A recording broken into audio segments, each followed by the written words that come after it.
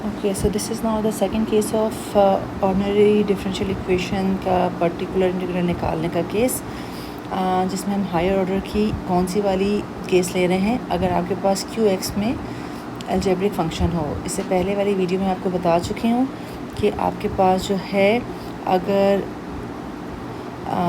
Homogeneous equation ना हो higher order की, यानी इक्वल्स टू ज़ीरो ना हो, QX हो एक्सपोनेंशियल का, तो वो कैसे केस डील करेंगे। अगर एक्सपोनेंशियल के बजाय हमारे पास केस किसका आ जाए, अलजेब्रिक फंक्शन का आ जाए, then what we are going to do, we have to apply the binomial distribution. किस तरह से, जो भी फंक्शन होता है अगर हम उसको QX जो आपका फंक्शन है इसके साथ ले आए, डिनोमिनेटर में आएगा, इसको मैं ऊपर ले जाऊँ तो यह -1 आएगा। तो बेसिकली मुझे नेगेटिव बाइनोमियल वाला कॉन्सेप्ट यूज़ करना है। किस तरह से, जनरल फार्मूला क्या होता है हमारे पास फॉर द 1 + x की पावर n का, वो ये होता है जिसमें अगर मैं NC1 और NC2 को एक्सपेंड करूँ तो वो ये बन जाता है, राइट।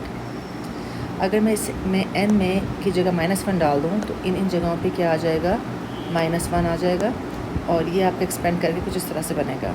सो बेसिकली ये जो नीचे आपका फ्रैक्शन आ रहा है वो ऊपर वाले को ऑटोमेटिकली कैंसिल कर देगा, लेकिन सिर्फ उस वक्त मुमकिन है अगर पावर -1 है। अगर पावर -1 की बजाय -2 -3 कुछ और है तो फिर नेगेटिव बाइनोमियल के इस केस में ये जनरलाइज फॉर्म नहीं बनेगी, फिर आपकी चेंज हो जाएगी कोफिशिएंट। लेकिन इस वाले केस में हमारे पास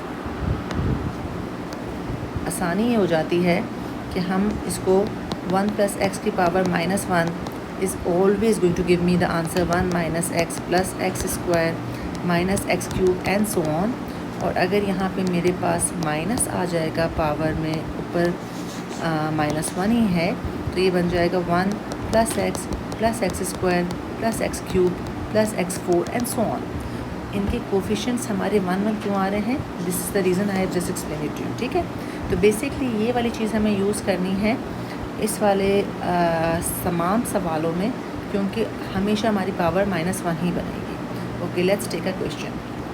ये एक सवाल है जिसमें आपके पास जो है ये डिफरेंट इक्वेशन है। सबसे पहले हम इसका कॉम्प्लीमेंट्री सोल्यूशन निकालेंगे। कॉम्प्लीमेंट्री सोल्यूशन मैंने आपको उन्हीं स्टेप्स से पहले हम सारी वीडियोस में कर चुके हैं, दिखा दिया। इसका ये बन गया। अब हम आते हैं इसके पर्टिकुलर इंटीग्रल पे। पर्टिकुलर इंटीग्रल में जो हमारे पास ये वाला पोर्शन था, इसको हमने इधर डिनोमिनेटर में लिखा इस फंक्शन के साथ, राइट। फिर उसके बाद हमने इसको करना है सिंप्लीफाई।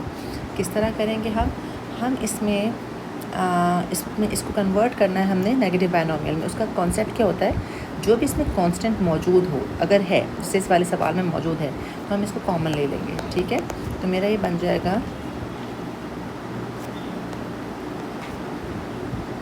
इट्स लाइक 4 के नीचे अगर मैं 4 कॉमन ले लूँ तो ये 1 ही रह जाएगा, और बाकी जो कुछ भी बचा है उसके नीचे /4 आ जाएगा, ठीक है। तो ये मैंने कॉमन ले लिया इसमें से। ये फंक्शन मेरा एज इट इज़ है। अब ये 1 प्लस, क्योंकि मैं इसलिए कर रही थी ताकि मेरे पास ये जो 1 + x वाली चीज़ है ये फॉर्म आ जाए, राइट। तो मेरे पास ये फॉर्म आ गई है। अब इसमें जो है मैं इस वाले पोर्शन को ऊपर लेके जा सकती हूँ। तो ये 1/4 इधर ही है। 1 + d² + 5d/4 की power -1 into the function which is 3 - 2x, right. अब यहाँ पे मैं नेगेटिव बाइनोमियल की सीरीज़ लगा दूँगी जो मैंने अभी आपसे डिस्कस की। सो ये आपकी क्या बन जाएगी, 1/4। अब ये 1 प्लस है तो ऑब्वियसली प्लस माइनस साइन के साथ रहेगा, माइनस ये function as it is, derivation as it is आ गई। अगले वाले में इसका स्क्वायर आएगा, उससे अगले वाले में इसका क्यूब आएगा, एंड सो ऑन। हमें क्यूब तक तो जाने की ज़रूरत ही महसूस नहीं होती, क्योंकि उससे पहले ही आपका जो ये मेन फंक्शन है इसका डेरिवेटिव क्या हो जाता है, 0 आ जाता है। अभी मेन फंक्शन का डेरिवेटिव 0 से मुराद ये है कि हम यहाँ पे ये लेंगे y is my this function which is 3 - 2x। जब मैंने इसका पहला डेरिवेटिव लिया तो ये बन गया -2, और जब मैंने इसका दूसरा डेरिवेटिव लिया तो ये बन गया मेरा 0, ठीक है ना। तो इसका मतलब है इस फंक्शन में मेरे पास ये मेरा आपका d1 है और ये आपका मेरा d2 है, और ये फंक्शन था। तो अब इधर हम जहाँ जहाँ हमारे डीज़ हैं उसमें हम मेरी वैल्यूज़ डालेंगे। तो अब ये मेरी वैल्यू क्या बन जाएगी, y p is equals to 1/4 1 as it is minus D square, second derivative zero है तो ये ज़ीरो बन गया, प्लस 5 फर्स्ट डेरिवेटिव यानी डी का मतलब है फर्स्ट डेरिवेटिव विच इज़ -2, तो ये -2 हो गया अपॉन 4 आगे वाला। अब देखें ये वाली चीज़ जो है इस वाले को अगर हम खोलेंगे तो क्वाड्रेटिक फार्मूले के तहत ये खुलेगा। तो इसको मैं आपको यहाँ पे अगर हम इसको खोल लें थोड़ा सा, ये क्या बन जाएगा, d की पावर 4 प्लस 2 5 10 10 d की पावर 3 प्लस 5 5 25 d स्क्वायर, यानी कि square second derivative, third derivative, fourth derivative. क्या सेकेंड थर्ड फोर्थ एग्जिस्ट कर रहे हैं, वो सारे हमारे पास क्या आ रहे हैं, ज़ीरो आ रहे हैं। इसका मतलब है ये हमारे लिए यूज़लेस हो गया, हमें यहीं तक इसका आंसर आगे की जो भी लेंगे वो ज़ीरो हो जाएगा। And that is multiply by 3 - 2x with the function. अब आप इसको सिंप्लीफाई कर लें, that is your answer 1/4 1 minus plus is minus, 5 2 = 10, so minus minus is plus, 10/4 and this is multiply with 3 - 2x function. इसको मैंने simplify किया तो मेरे पास हो जाएगा ये 1 plus that is going to be equal to 1/4 1 plus 2 5 = 10 2 2 = this, and this is 2/2 6 7 1/4 7/2 तो 7/8, right. जो भी इसका प्लस माइनस बन रहा है आप देख लीजिएगा, मैं अभी रफली कर रही हूँ 7/8 एंड 3 - 2x। ये मेरा बन गया पर्टिकुलर इंटीग्रल, और ऑलरेडी जो है मैं यहाँ पे निकाल चुकी हूँ कॉम्प्लीमेंट्री सोल्यूशन। इन दोनों को ऐड कर दूँगी तो मेरे पास ओवरऑल आंसर आ जाएगा, ठीक है। Let's take one more example. इसी का मैंने आपके साथ जो है कॉम्प्लीमेंट्री सोल्यूशन निकाला हुआ है। अब इस पर हम कैसे करेंगे, let's find its particular integral. तो वाई पी मेरा बन जाएगा 1/d² minus d -2 and this is 4x²।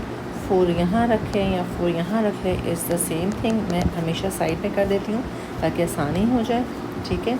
और यहाँ पे जो डिनोमिनेटर है इसमें से मैं अगर -2 कॉमन ले लूँ तो फिर मेरे पास इनसाइड क्या बच जाएगा, इनसाइड मेरे पास बच जाएगा 1 plus d² minus d upon -2, ठीक है ना। तो मैंने यहाँ से -2 कॉमन ले लिया है। अच्छा, मैं इस वाले ब्रैकेट को हटा देती हूँ, अभी ज़रूरत नहीं इसकी। ये आपका मल्टीप्लिकेशन और function is my x² now. अच्छा, अब इसमें ये तो मेरा हो गया सिंप्लीफाइड, 2 1 = 2 2 2 = 4। तो यहाँ पे मेरे पास वाई पी आ गया इस -2 और 1/, ये मैंने 1 प्लस, अच्छा ये माइनस प्लस बन गया minus d² minus d upon 2 की पावर -1, ठीक है। अच्छा, अब ये मेरा फंक्शन है y is equals to x², y dash is equals to 2x, y double dash is equals to 2। इसका मतलब है मुझे y ट्रिपल डैश ऑनवर्ड नहीं चाहिए क्योंकि वो आपका ज़ीरो आ रहा है। इसको मैं ऊपर लेके गई तो ये मेरा बन जाएगा 1 minus d² minus d upon 2 की पावर -1। सॉरी, अभी ये प्लस ही है, अभी ये प्लस है, ऊपर जाके माइनस होगा इंटू x²। इसको भी मैंने वैसे ही ओपन किया तो ये ओपन करने के बाद बन जाएगा 1 माइनस है तो इसलिए सारे प्लस आ जाएंगे, plus d² minus d upon 2। उससे अगला क्या बन जाएगा, d² माइनस d अपॉन 2 का whole square and plus so on with the function x²। अब इसमें अगर मैं सिर्फ इस वाले पार्ट की बात करूं तो इस वाले पार्ट का जो स्क्वायर खुलेगा तो बन जाएगा d की पावर 4 माइनस 2 d की पावर 3 प्लस d² अपॉन 4/4/4। अब आप इसमें देखें ये वाला मेरे लिए यूज़लेस है, ज़ीरो हो जाएगा, सिर्फ ये d² वाला, क्योंकि d² एग्जिस्ट कर रहा है, 2 ये एग्जिस्ट करेगा। इन सब की वैल्यू मैंने इसमें डालना शुरू की तो 1 plus d² is my 2 minus d is my 2x upon 2 plus इस वाले में मेरे पास सिर्फ क्या बचेगा, D square upon 4। D square का मतलब है second derivative which is 2/4 and that is x square. अब यहाँ से मैं जो कैंसिल, यहाँ से 2 कॉमन निकालूँगी तो 2 कैंसिल हो जाएगा।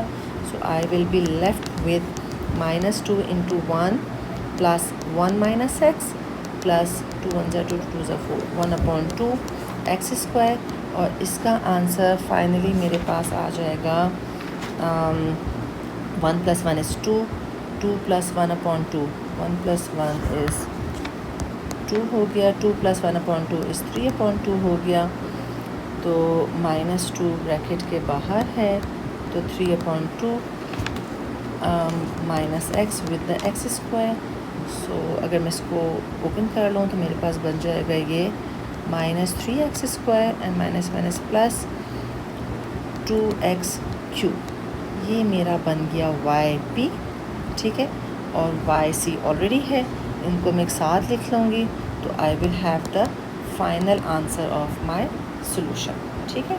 तो ये इस तरह से एक एग्जाम्पल है। एक और एग्जाम्पल लेते हैं हम 8x² के साथ। इसमें भी वही बाकी चीज़ों का इशू नहीं है।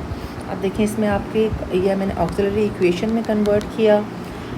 अब 2 ज़ीरोज़ आ रहे हैं तो इस पर आप YC कॉम्प्लीमेंट्री सोल्यूशन क्या लिखेंगे, C1 + C2x e की पावर बन जाएगा 0x, क्योंकि ये आपका रिपीटिंग रूट है ना, और प्लस C3 e की पावर x लिख लेते हैं। तो फाइनली मेरे पास कॉम्प्लीमेंट्री सोल्यूशन बनेगा C1 + C2x + C3 e की पावर x।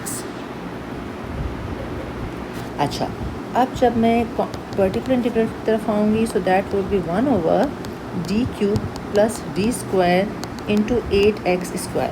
अपनी आसानी करने के लिए 8 को मैं रख लेती हूँ, वरना खामा मुझे पूरे फंक्शन में जब इस तरह से करना होगा तो ये बड़े बड़े नंबर बनेंगे, 16x² सो कर लेंगे तो कोई हर्ज नहीं है, लेकिन हम इस चीज़ को अवॉइड करते हैं ताकि हम छोटे नंबर्स के साथ डील करें।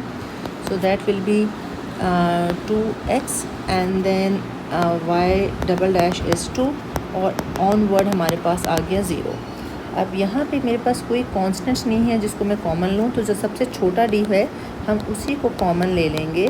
तो अंदर बचा मेरे पास d + 1, ठीक है, और 8 यहाँ पे मैंने एज अ मल्टीप्लायर पहले लिया हुआ है x²। So now the particular integral will be 8 × 1/d²। 1 + d को ऊपर ले लूँगी तो ये नेगेटिव बाइनोमियल बन गया x²। तो जो मैं बाइनोमियल वाला कॉन्सेप्ट लगाती हूँ बेसिकली वो मुझे इस वाले पे लगाना है, ठीक है। So that would be 8 × 1/d²। इसको मैंने खोला तो 1 - d + d² - d³ + x²। Derivative हमने डाला इसके अंदर तो ये मेरा डेरिवेटिव बन गया 1 - d क्या है यहाँ पर 2x और d² क्या है 2 है, बाकी इसके आगे सारा कुछ क्या बन गया 0 बन गया। अच्छा, तो 1 + 2 is 3 बन गया हमारे पास। 8 × 1/d²। 1/d² को मैं 1/d × 1/d लिख सकती हूँ, ठीक है। ये मेरे 3 - 2x हो गया और ये x²। अब 1/d का मतलब ये है कि इस फंक्शन पे आप क्या करें, आप इसका इंटीग्रल ले लें, ये मतलब होता है, ठीक है। इस तरह से हम d को गायब करेंगे तो 8 × 1/d ऐसे है। अच्छा, ये मेरा फंक्शन क्या बन गया है, ये मेरा फंक्शन बन गया है 3x² - 2x³। इंटीग्रल लें इसका तो ये बन जाएगा 3x³ - 2x4/4, 1 ज़ा 2 2 ज़ा 4। और 1/d हम का मतलब है कि आप इस फंक्शन पे एक दफ़ा और ले लें इंटीग्रल। तो ये आपका 8 × 1/d, ये क्या बचा था यहाँ पे हमारे पास x³ - x4/2, x³ - x4/2। अब इस पर हम एक दफ़ा और ले लेंगे इंटीग्रल तो ये बन जाएगा x4/4 - 1/2 एज इट इज़ है x5/5। तो ये मेरा बन गया x4/4 - 8 × ½ × x5/5। 4 1 ज़ा 4 2 ज़ा 8। तो मेरे पास पर्टिकुलर इंटीग्रल आ गया 2x⁴ - 4/5 x⁵। सो ओवरऑल जो आपके पास सोल्यूशन आएगा वो आएगा y c plus y P.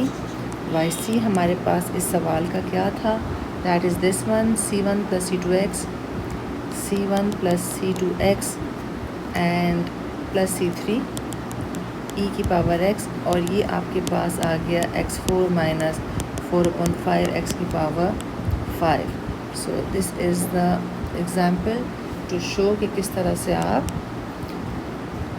1/d वाले केस को डील कर सकते हैं। ठीक है, I hope this all is clear to you people.